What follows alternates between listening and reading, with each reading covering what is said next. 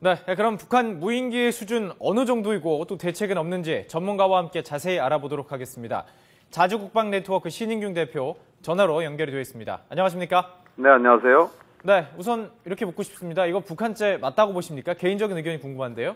네, 저는 뭐 거의 98% 이상 북한 거라고 봅니다. 예. 자, 이제 뭐 여러 가지 가능성을 하나하나 제외시켰을 때 북한산일 수밖에 없다라는 결론이 사실 나오는 게 사실입니다. 자, 그럼 이 북한에서 보낸 게 사실이라면 목적이 뭘까요? 네, 우리 군사시설 정찰을 해야 되겠죠. 일단 어제 그 포격전이 벌어지는 상황에서 북한 무인기가 비행을 했다라는 게 밝혀졌지 않습니까? 예. 그러면은 북한 입장에서는 우리 K9 자주포들이 백령도에 있는 K9 자주포 18문이 각각 어디에서 사격을 하고 예. 또 사격을 할 때는 진지에서 어떤 식으로 배치가 되고 또 방어 시설은 어느 정도가 되고 하는 것이 궁금했겠죠. 예. 그리고 다음에 혹시 포격전이 벌어지면 우리 K9 자주포를 직접 타격할 수가 있고요. 또 그거보다 더 위험한 것은 연평도 포격 도발 이후에 우리 군이 연평도와 백령도에 대포병 레이더를 이렇게 배치를 했거든요. 예. 대포병 레이더는 북한이 포를 쏘는 것의 위치를 파악을 하는 것입니다. 네. 그래서 지난 연평도는 그것을 몰랐기 때문에 엉뚱한 곳에다가 우리가 포를 쏘았죠. 그래서 이번에는 대포병 레이더가 있기 때문에 북한이 쏘는 포의 위치를 정확하게 우리가 파악을 할 수가 있는데 이게 위성에도 잘 안 나오는 레이더입니다. 이 위치가. 이런 것을 이번에 이제 포격전 중이었기 때문에 그 대포병 레이더가 나와서 진지 밖으로 나와서 작전을 하고 있었을 겁니다. 그 위치를 파악을 한다면 북한 입장에서는 가장 먼저 대포병 레이더를 공격을 해버리면 다음 포격전 때 우리 아군의 눈이 완전히 상실이 되는 것이거든요. 그런 것을 중점적으로 파악하려 하지 않았을까 생각을 합니다. 참 이게 전략적으로 보면 만약에 정말 찍어가지고 돌아갔고 이 대공 레이더를 북한이 입수했다면 참 큰 문제일 수가 있는데 연평도 포격 사건도 기억을 해보면 상당히 정확한 지점에 타격을 하지 않았습니까? 네. 그때도 비슷한 사례가 있었다고요. 연평도 포격 도발 직전에 8월 달에 또 한 100여 발의 포탄을 연평도 쪽으로 이렇게 쏘았죠. 북한이. 그런데 이제 그때도 무인 정찰기가 작전을 한 것이 우리 아군 당국에 파악이 됐었습니다. 아마 그때도 이렇게 뭐 지금 한 번 또는 뭐 지난주에 파주에 한 번 뭐 이렇게 추락을 한 것이 추락이라는 것은 우연이지 않습니까? 이것이 북한 무인 정찰기의 정찰 행위의 전부는 아닐 것이다. 그동안에 많이 했었을 것이다. 라는 것을 느낄 수 있게 해줍니다.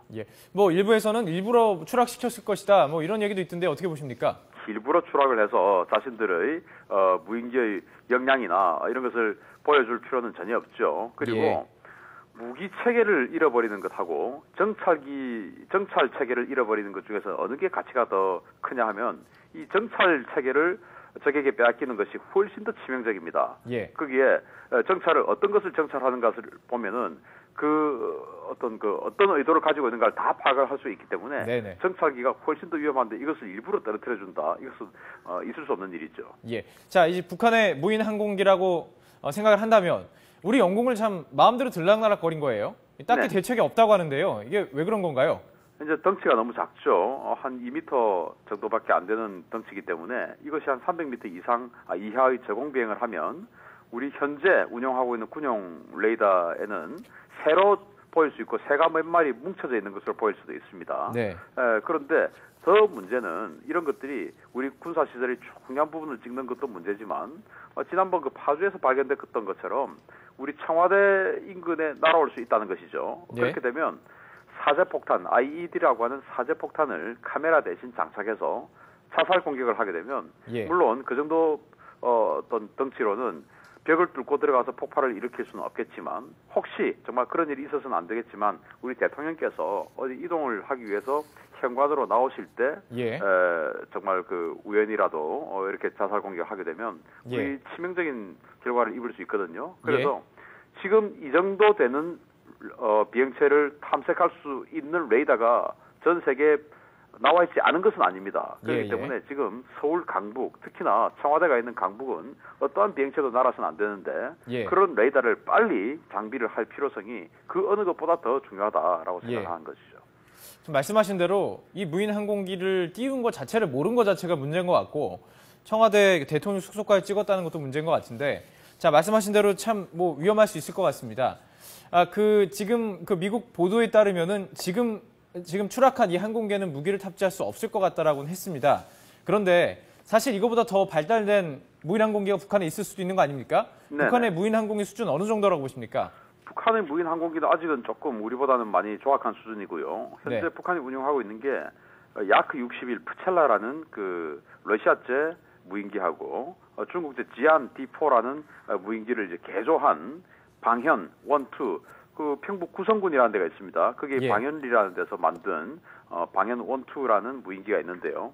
이게 이제 덩치가 한 3.32m, 그리고 날개 길이는 한 4.3m 정도 되는데 한 20에서 25kg 정도의 각종 카메라를 탑재를 할 수가 있습니다. 예. 그런데 이제 그 이번에 발견된 파주에서 발견된 걸 보면 캐논 EOS 550D라는 카메라가 장착이 되어 있었거든요. 예. 그 무게가 530g이고 렌즈 무게가 270g입니다. 그 합하면 800g이죠. 예. 800g이면 이 카메라 대신 사제 폭탄을 충분히 장착할 수 있는 무게가 됩니다. 그렇군요. 그렇기 때문에 결코 방심해서는 안 됩니다. 자, 우리나라의 그 무인 항공기 수준도 꽤 높은 걸로 알고 있습니다. 무인 항공기 수준에서는 거의 뭐 최초로 하는 뭐 기술도 상용화해서 갖고 있는 것도 알고 있는데, 그렇다면 이제 군사 무기로서 이 무인 항공기, 우리나라와 북한의 전력 비교해 보면 어느 정도 차이가 납니까? 북한은 주로 이제 러시아제나 미국제를 이렇게 불법 도입한 것을 역설계한 그런 수준이고, 우리는 지금 이제 송골매라는 우리 독자적인 무인기를 2000년대 초반부터 운용을 했었습니다. 예. 군단급 무인기를 운용을 하고 있고요. 그리고 이제 이스라엘로부터 서처라고 하는 무인기를 도입을 해서 운용을 계속하고 있고, 지금 현재 ADD하고 방산업체에서 차기 4단급 무인기, 군단급 무인기를 현재 거의 다 개발을 해놨고요. 그리고 대대급 무인기라고 해서 지금 이제 북한 거로 보이는 이 정도 덩치의 무인기를, 대대급 무인기를 지금 또 개발 중에 있고요. 예. 그리고 이제 뭐 우리가 보도에서 보면 아프간이나 파키스탄 이런 곳에서 미국 CIA가 무인기를 가지고 공격을 하는 그런 작전을 볼 수 있지 않습니까? 예. 우리도 무인 공격기를 만들고 있습니다. 예. 그리고 중고도 무인기라고 해서 한 10km 이상의 고도에서 작전을 하는 그런 예. 이제 정찰, 그리고 공격용 무인기도 개발하고 있고, 예. 특히 우리 무인기는 그런 이제 전통적인 형상의 무인 형상도 있지만 예. 완전 풀 스텔스 형상의 무인기도 지금 개발하고 있는, 예, 알겠습니다. 무인기 입장에서는 전 세계에서 그래도 선진 축에 속하는 그런 능력을 가지고 있습니다. 자, 그럼 또 우려되는 점이 지금 2개의 무인 정찰기가 추락한 거 아니겠습니까? 네. 통계상으로 본다면 더 많은 무인 정찰기가 사실은 왔다 갔다 했을 수도 있다는 거로 볼 수 있는데요. 어떻게 생각하십니까? 2개의 무인 정찰기가 추락을 했는데 보내는 것마다 족족 추락을 했다라고 본다면 그것은 굉장히 어리석은 것이죠. 예. 그래서 이것보다 우리 눈에 보이는 이 2개보다 훨씬 더 많은 무인기가 그동안 왔다가 갔을 것이라고 생각을 해야 됩니다. 예. 그래서 이런 것들을 탐지할 수 있는 그런 레이더를 빨리 도입을 해서 전방 지역, 그리고 특히 서울 지역에 예. 배치를 해놓는 것이 우리 안보에 도움이 된다, 이렇게 봅니다. 특히 예. 북한이 작년 5월 21일, 5월 22일 날 예. 북무인기의 청와대 타격 가능성이라는 제목의 글을 우리 민족끼리 사이트에 연재를 했습니다. 예. 그때 보면 인왕산을 돌아 청와대를, 관악산을 돌아서 수방사를 타격할 수 있다, 뭐 이런 글들이 적혀 있거든요. 예. 그래서 이번 그 파주에서 추락한 것도 그런 무인 타격기의 경로를 파악하기 위해서 온 것이 아닌가라고 유추해 볼 수 있습니다. 알겠습니다. 참 이게 우리의 좌표, 그러니까 군사적인 주요 거점이라든지 우리의 주요 지역이 드러나는 것이 얼마나 위험한 것인지를 정말 인식을 해야 되고 대비를 철저하게 마련해야 될 것 같습니다. 네, 자주국방 네트워크 신인균 대표와 함께 이야기 나눠봤습니다. 고맙습니다. 감사합니다.